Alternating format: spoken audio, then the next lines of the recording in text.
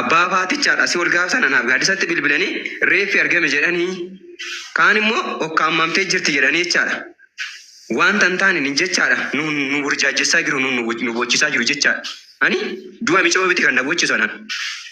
Du'a abbaa isheetiif haati ishee jiraatti du'aniidha. Maal yoo ta'an mucaan isaanii jechaadha. Waggaa 10 guutuu wajjin rakkachaa jiru mucaan isaanii dhukkubsataadha. Tokko immoo gaggabdoodhaan qabamee ciisaa jira. Isa kanayyuu isaan hin dandeenye, isa kanayyuu isaan hin dandeenye, isa kanayyuu isaan hin dandeenye, isa kana wajjin nu guggubachaa jiru jechaadha. Madaa irratti immoo madaan dhufee dabalan. Hangafa qaban micoon kun micoo hangafaati hangafa qaban. Alatti argataniitu har'a galti, boru galti. Ofiidha ishee jijjiiramtee nuunis nu jijjiirti jedhaniitu gisee karaa eeganii hafan. Har'a galti laata, boru galti laata jedhanii jechaadha. Ciniinsuun dhalanne kun namni ji'a 9 garaatti baatee ji'a 9 torbii 2 garaatti baatee ciniinsifateetu daa. Garuu kun ciniinsuu amma gaafa duunutti nu keessaan baanedha dhugaan micoo kanaa dhokannaa. Uummanni Oromoo jechaadha. Biyyinni keessaa dhabame hin jiru. Mubaarak bichaa maaliif ta'e? Ganni bichaa maaliif ta'e? Isaan bichaadha uummanni keenya uummataaf kan mirmatan. Namni biraarree nuuf hin mirmatu maaliif nutti ilaala? Nuti Oromoodha. Nuti Oromoodha. Oromoo keessa tuulama nuti. Qomoos yoo ta'e jechaadha. Oromummaa keenya qorachuu barbaadna nuti warra maqaa qabuu biti nuti. Nafxanyaa biti nuti. Uummanni Oromoo maaliif nuuf hin jenne nuuf hin mirmanne maaliif namni 2 namni 3 bichaadha asitti bahee dubbata. Nama Mubaarak hordofu bichaadha nama 2 nama 3 irra hin jiru namni micoo kana dubbachaa jiru. Kanarraan kan darrafe warri kaazim jedhaniitu mana banatanii fooloorsi ittiin barbaaduudhaaf. Zim jedhanii jechaadha mana banatanii harka tokkoon hojjechaa afaan inni naasaa dibbirtii bahaa jiru warri kaan jechaadha. Dibbirtii bahaa jiru waa'ee faatoraatiniin. Inni kaan sa'a 7 sa'aatii 6 amma hodduun dhukkubutti jechaadha as keessa taa'etu jechaadha. Wanta tokkittii seeraa ittiin arganne jechaadha intineedha. Waan bariirra ta'e jechaadha amma hodduun dankutti amma hodduun bilchaatutti. Mubaarak maalummaa keenya hin beeku. Oromummaa tasirreessa teessise. Artistii kana Oromummaa tasirreessa teessise. Maski Oromummaa tasirre maanno ganni Oromummaa asirra ishii teessise. Nun beekan hin jarri kun. Nu beekaniiti biti. Hiddi bakka cittee dhiiddeedha Oromoon gaafa mammaaku.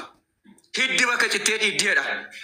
Kan dhugaa micoo keenyaa kanaa dhokse immoo micoo ollaa keenyaa micoo wajjin baran micoo wajjin guddanneedha. Nama kutaa 4 wajjin hin baradheera warqituu kana jechaadha. Finfinnee keessatti micoo kana wajjin mana tokko hojjetan kan biyyaayyuu baase Finfinneeyyuu kan galche warqituudha jechaadha. Fidee Finfinnee keessatti kan qaxarsiise ishiidha micoo kana. Kanarrallee dhiiga micoo keenyaa irra taa'e kanarra qoomcee nafxanyaa jala galee jechaadha dhiiga micoo keenyaa dhokse ishiidha. Boorus dhiigni baay'iseedhaaf biti waan nuti dubbachaa jiru nuti. Baay'iseedhaaf yoo hin taane ijoollee Suudaan Arabiyaa keessa jiran bittinanii jechaadha abbaa haadharraa adda baanii qotiyoo gurgursiisanii sa'a gurgursiisanii ijoollee achi keessa jiruuf dubbanna malee ishiin duuteetti. Ishiin kun garuu jechaadha dhugaan micoo kanaa baananii kanaan boodatti dhugaan jiru hin jallatu. Dhugaan jiru hin jallatu. Nuti isa kanarree Mubaarak akka nu beeksisu dhimma birrii biti abbaa faati jiru. Abbaa faati jiru wanta ta'eefu hin barbaachisa taanan gadi ba'anii dubbatanii isaan akkaawuntii mataa isaaniitiin banameetu dhugaan jiru hin ta'edha malee yeroo abbaa faati jiranii maaliif maqaa keenyan akkaawuntiin banamu? Obboleessa maaliif banamu? Rakkoo akkaawuntii biti amma dhiigni micoo kanaayyuu bakki jiru hin beekamu. Dhiigni micoo kanaayyuu hin haramne. Boorus akkanumatti dhiigna nuti. Micoo kana bichaa biti jechaadha. Boorus akkanumatti jechaadha. Akkanumatti maatiin keenya boorus maatiin biraas akkanumatti bu'aa jira jechaadha. Amma yoomitti boonya immoo ishee amma yoomitti jechaadha. Ijoollee keenya waggaa 18tti ijoollee keenya waggaa 19tti dhalanii dhala isaanii ilaallu. Amma yoomitti dhala keenya dhabna nuti. Amma yoomitti obboleeyyan keenya dhabna nuti. Ishii bichaa biti. Kan cabee dhokatee dhiigni dhangala'ee jecha har'a galtii laata boru galtii laata jedhanii kan waggoota lakkaan Oromiyaa keessaa Jimma keessaa iddoo garaagaraa keessaa jechaadha Oromoon cabeetu jechaadha godaannisa baatee jira jechaadha. Godaannisi kun amma yoomitti godaannisifama? Amma yoomitti jechaadha. Isa kana irratti hin dubbannu taanan har'uma asirraa wanyee galla taanan jechaadha. Dhugaan micoo kanaa bahee mul'atu taanan ni dhibiinuma keenya asirraa wanya nuti hammuma waan ta'e nutti galu. Hammuma waan ta'e nutti galu. Nu iyyaayya nu dabarsaa. Iyyaayya nu dabarsaa hin taa'inaati. Nullaalinaati iyyaayya nu dabarsaa Mubaarak. Waaqaaf lafa wajjin isinitti kennine irra dhugaa micoo keenya. Wanta dandeessan nu godha arsistoonni warra as keessa jirtan warri maqaa keessan hin beekne. iyya nu dabarsaa amma dandeessan kaleessas miinaa sin hojjechaa turtan argaa turre nuti sin hordofaa turre nuti dhugaa bade jechaadha dhugaa Itoophiyaa keessaa bade dafqa nama baay'ee akka deebisiisaa turtan nama baay'ee akka eegsisiisaa turtan dhugaa jallafe akka baasaa turtan isa kana argaa turre har'as dhugaa kana baasuu dandeessu waan ta'eef tattaafadhaa waa qabla wajjin isinitti kennineerra dhiiga micoo keenyaa nuti. Galatoom ulfaadhu obboleessa keenya amma maali beektaa? Ani diraamaa tokko wayitu naan taane artistitu faadhiifama naa godhi malee diraamaa wayii naan taane diraamaa Oromoo keessa deemaaru jira. Nuti Oromoon tokko nuti Oromoon ilmaan abbaa tokkooti nuti Oromoon akkasii afaan qofa ta'e hafe. Naftanyaan gaddaa mucaan jaraa mucaa keenya waraanuu mirkaneeffattan moo mirkaneeffanne?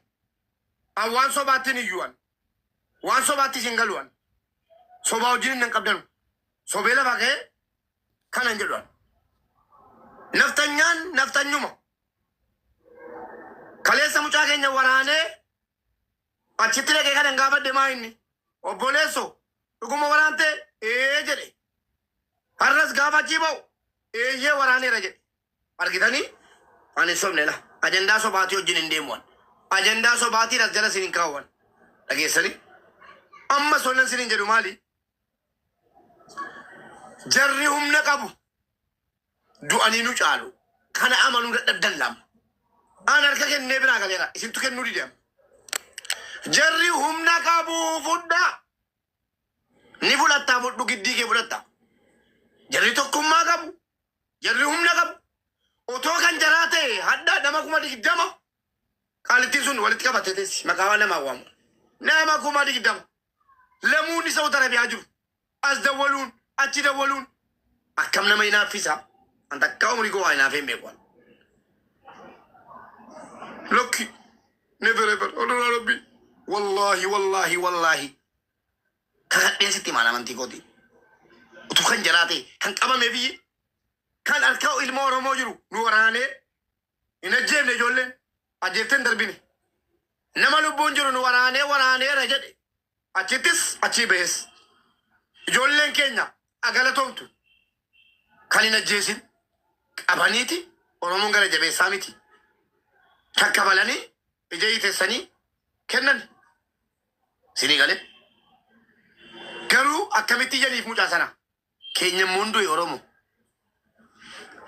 keenyammoo duute sanuu ijoollee Oromoo meeqatti taphataa jira namichi naftanyaan kun ijoollee warri Saudi Arabiyaa meerree eessa jiru warri qaamaa qaban aboo rabbiin iqaamaa keessan sanaa hojii dhabama ishina godhu aamin jedha iqaamaan keessanii ijoolleen Oromoo Saudi Arabiyaa